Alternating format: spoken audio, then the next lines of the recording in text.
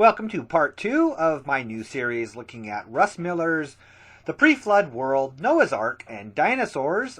Russ is going to launch into an explanation of the feasibility of Noah's Ark. This should be a lot of fun to everybody who's following the series. This is going to be, we're going to get into some really good stuff here. And to Russ Miller, you might want to stop watching this now because this is going to be filled with that thing that you hate the most.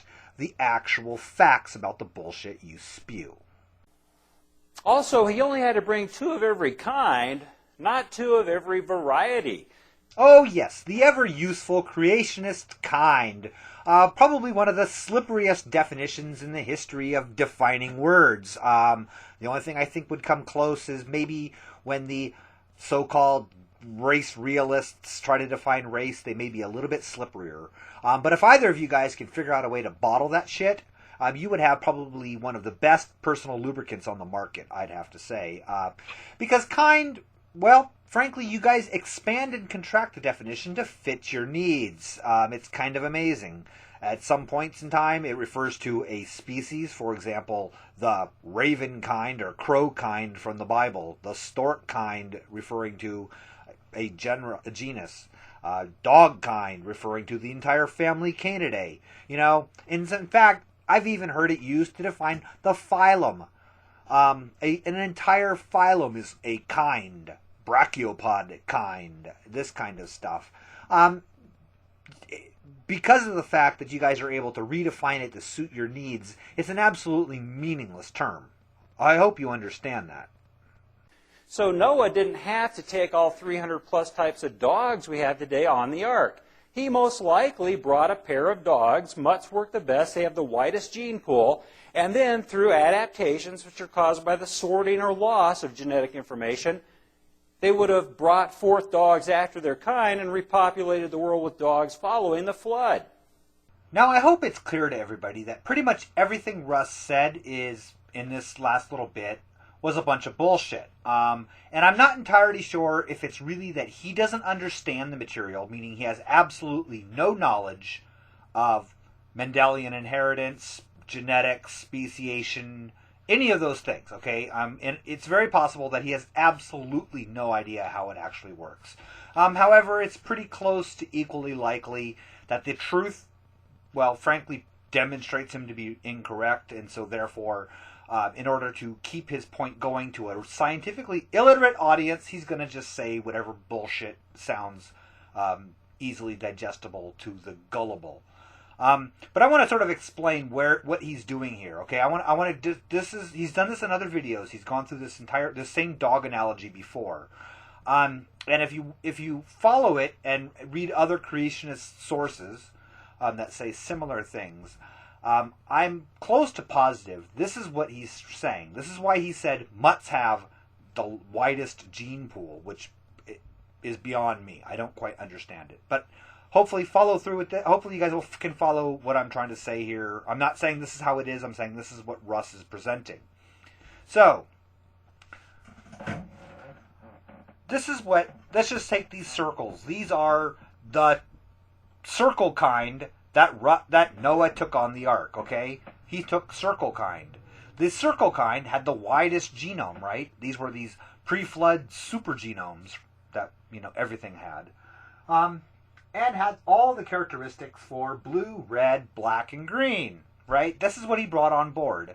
After the flood, water recedes, boat sits on top of mountain, all of the circles and triangles and everything else on the ark departed to spread and repopulate the earth.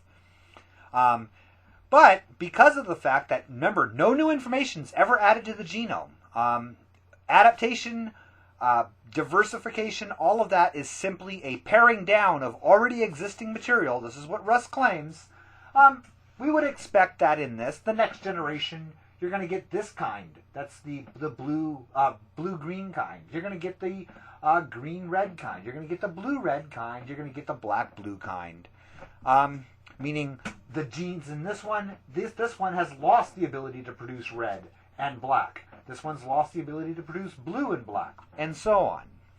And then subsequent generations, you end up with Oh, a blue kind, a green kind, a black kind, and a red kind that have now completely lost the genes, the whatever, of to make any of the other three colors.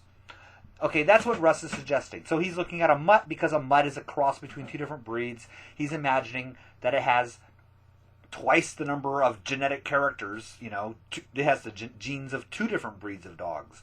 Let's get a feel for how many passengers may have been on board that ark. There are roughly 2 million classified species today. Only about 40,000 are vertebrates. If you take out the marine creatures and the amphibians and the water-dwelling mammals, you're left with about 6,000 kinds. 2 of each kind is 12,000. Throw in 7 of the clanes, and we're looking at somewhere around 13,000 animals on board that boat. All right, this is good. Russ gives us some numbers here we can play with to point out one of what I see as my favorite flaw. Now, there's numerous other flaws with this argument, but one of my favorites, given my interest in biological taxonomy, speciation, evolution, and such. Now, I have been corresponding with Dr. Christine Janis of Brown University, a very well-known vertebrate paleontologist. And I asked her for an estimate of the number of species fitting Russ's description here, basically amniotes, terrestrial amniotes, both living and extinct, that have ever lived, okay? And the number she came up with extant species, ones that are still alive, is about 25,000. So 25,000 air-breathing, nostril-breathing terrestrial amniotes around today. Add to that approximately 25,000 extinct amniotes that are known, okay, that fit this description. We come up with a nice round number, very conservative, of 50,000 species currently alive today, descended from those on Noah's Ark. Follow? Now, this obviously, the extinct species is a gross underestimate. Okay, I want to be clear with that because I don't want to be accused of my evolutionary presupposition, okay, that there's there's orders of magnitude more that have yet to be discovered, right? Let's assume that we've only existed what we've already found, right? Does that make sense? Even though something like 99% of all species that have ever lived are extinct, I won't use that number. I'm using a simple doubling. Follow? So what that gives us is 50,000 species that all derived from Noah's 6,000 species he brought on board. 6,000 kinds, ancestral protokind, whatever, that he brought on the Ark. This is fun, and I'll explain why. So what that gives us, first of all, we're going to just do some simple math, and the math actually comes out really easy with those numbers.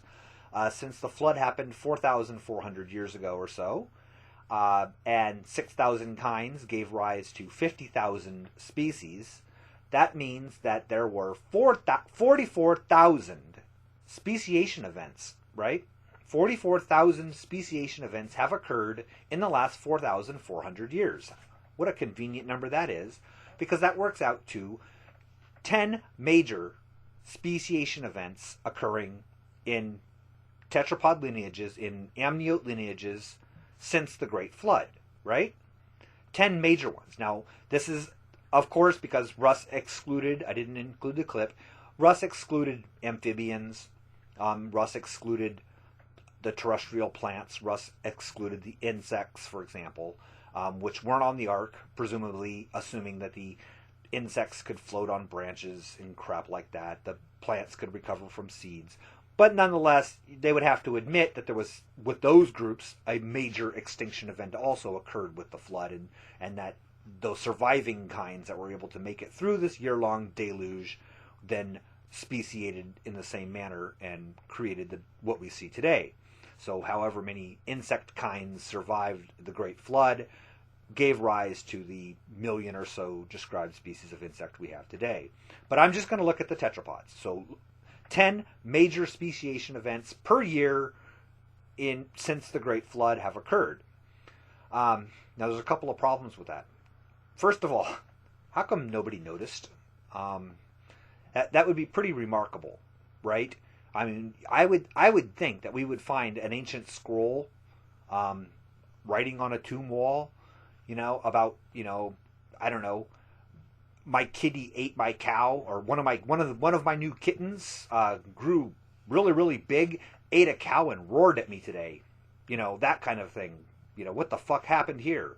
You would expect that would be recorded if these species were popping up, from the cat kind. Suddenly we had lions and tigers and all of the others, or however many cat kinds there were. So that's one point against it. But the one thing that Russ, in other videos, not in this one, but has made a big deal over laughing his ass off about, discarded theories in evolution, especially rapid speciation, like Goldschmidt's idea. He mocks it, and then he compares it falsely to Stephen Jay Gould's punctuated equilibrium, basically stating, how ridiculous evolutionists are because they believe that new species just pop out of nowhere really, really rapidly. Okay, that's he mocks this idea while ignoring the fact that his model requires a rate of evolution, if you're going to call speciation evolution, microevolution, microadaptation if he prefers the term, at a rate significantly faster than anything any evolutionist has ever proposed. Do you see the flaw with that? He's talking about within the dog kind, within the cattle kind, 10 new speciation events per year occurring during this, okay? And it's not even the whole time because, if you look back in historical records, lions existed back in ancient Egypt. Different breeds of cattle and different breeds of sheep existed, and all of that. So, following the flood, there must have been an enormous amount of it. And again, looking at we would expect that history would be replete with new species of butterfly popping into existence, new species of whatever, repeatedly popping into existence at an rate never observed. And I find this really, really funny that he's able to mock this idea on one hand, and yet his theory depends on a hopeful monster concept above and beyond anything Goldschmidt could have imagined. The real question is, how did Noah fit 13,000 house cat-sized animals on board that ark? Well, I think of the few really large types, such as elephants or giraffes or dinosaurs. God might have brought juveniles to him. I mean, they were smaller, they weighed less, they live longer when they get off the ark to repopulate the world. Am I saying that dinosaurs were on board Noah's ark just about 4,400 years ago? Oh, absolutely. 2 of every kind shall be brought unto thee to keep alive. Of course. I don't know why I didn't think about that. Bringing the baby animals aboard would have solved all the problems, considering, I don't know, baby mammals don't require fresh milk. Baby dinosaurs wouldn't grow. None of those things. It's simple. And of course, we're ignoring the fact that all of those species that Noah brought aboard to keep alive, that almost immediately went extinct after the flood, because the atmospheric conditions had changed so dramatically they could no longer survive. Seems like a little bit of a waste of time to me. What's the first line we read to our children in a dinosaur book? 65 million years ago, dinosaurs went extinct. Good effort on the Jehovan pronunciation of millions there, Russ. Let me ask you a question. Who saw dinosaurs go extinct 65 million years ago? Nobody. That's a religious belief. How many of you have seen Russ tell the truth? Nobody. That's a religious belief. And you've just taught your children that death existed for millions of years before man. Well, the problem is, later on, you try to tell that same child that by one man sin entered the world, and death, because of man's sin, and the child's scratching their head thinking, well, wait, Mom, wait, Dad, you've been reading me dinosaur books since I was a little tot, telling me that death existed for millions of years before man came along. How could man's sin have brought death in the world and separated us from God, requiring Jesus to die on a cross? You see the problem? Very subtle and very damaging.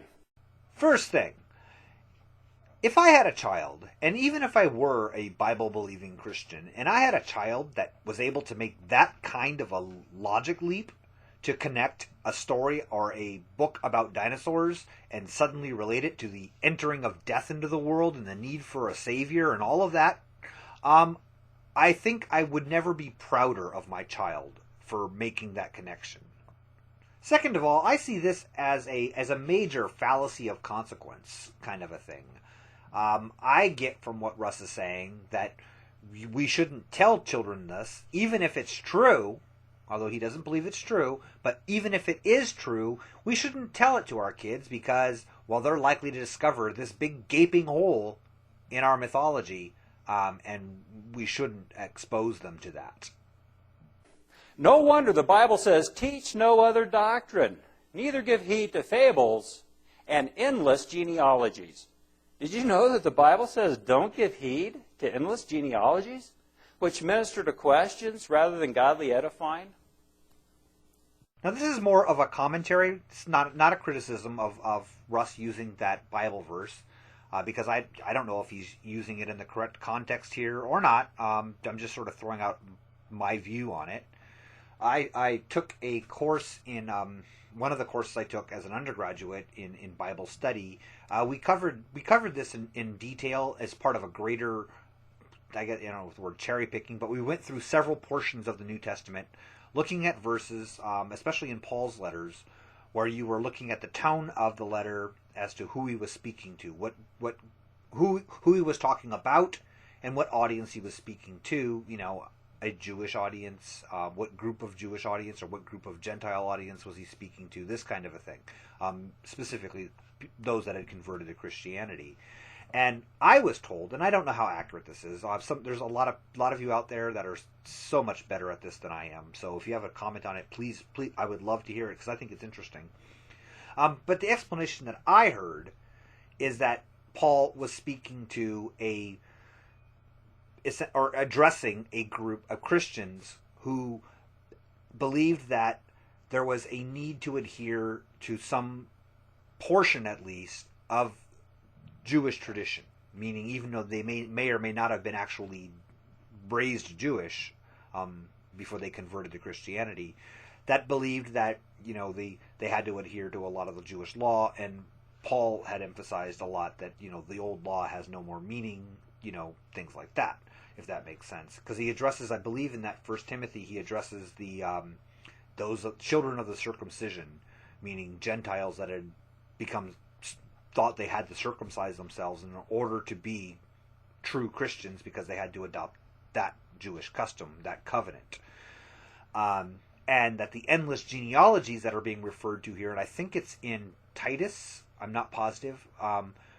There's sort of a parallel to the same thing in there, where it's talking about the fact that at least the tradition is that in order to demonstrate, say you've got a non-Jew who's now converted to Christianity but believes he has to follow Jewish law, are these sort of attempts to trace their genealogy back to some biblical patriarch, to some tribe of Israel, meaning falsifying in essence, or trying to find these tenuous links that make them, true Jews, descendants of true Jews. And that's what that's specifically referring to there, which there's an irony to it because this is directly in contradiction if that's the case, if that's the real meaning of Paul's writing here, because that's exactly what Matthew and Luke are doing in trying to establish, the position of Jesus as the Messiah. They're doing the exact same thing, tying together these lineages, false genealogies. Anyway, just to comment on that, sort of long-winded, I apologize, but I would love any feedback on that. Let me ask you a question. How many of you truly believe that dinosaurs lived with man in the last 1,000 to 2,000 years? How many of you actually believe that? About half of you. That's good. Usually when I ask that question, only about 1 out of 100 people raise their hand. When I ask it at the start, that is. Well, Russ, as you know, the trick to getting a positive response to such an ignorant question, well, is to pick your crowd, right? But that aside, what I'm curious about is, now this is the second presentation I've heard Russ Miller give where he asks that same question and is equally, on the other one, as surprised that half the audience believed it to be true. And made the same claim that usually only 1 out of 100 raises their hand. which makes me think that the crowds that he speaks to, he would never be in front of a crowd where only 1 out of 100 people believe that dinosaurs and humans lived together 4,000 years ago. Simply not going to happen, is it, Russ? Think about this. First of all, the word dinosaur was only invented in 1841. Prior to that, they were called dragons or serpents. Here's a 1946 dictionary. Under dragon today, you'll be told a mythical creature. Here's a dictionary not even 70 years old, and it says, under dragon, now rare, a huge serpent, a fabulous animal. Fuck you, Russ. Now I know you're full of shit. Now I know that you know better than the crap that you're spewing in front of this audience, okay? Have you ever seen a dictionary before? When it says now rare, it's referring to that definition is rare, not that the animal or the thing it's referring to is rare. Come on. Fuck you again. Just fuck you. The ancient history books are full of thousands of legends of man and various types of dragons, which their descriptions sound much like various dinosaurs we find their bones of today. Well, I know of other supposed ancient historical books that make ridiculous claims like, I don't know, that snakes can talk, that the earth was once covered by water, that billions and billions of stars were created for the sole purpose of informing mankind of the seasons. Completely and totally ridiculous claims like those. But anyway, guys, I will take this up in part 3. Russ is going to present his evidence for dragons and dinosaurs living into the modern era. This is going to be a blast.